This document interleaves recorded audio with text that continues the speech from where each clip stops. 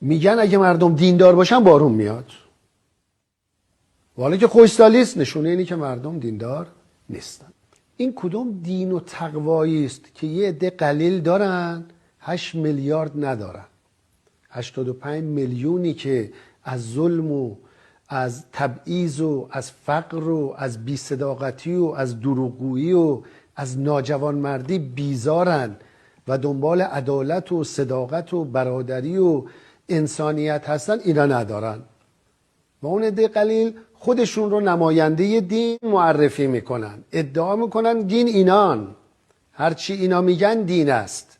کدوم دینیه که در برابر فقر، در برابر ظلم، در برابر تبعیض، در برابر بیخانمانی مردم، در برابر آوارگی مردم بی تفاوت؟ این دین دین خدا نیست، دین پیغمبر خدا نیست، این دین دین شیطان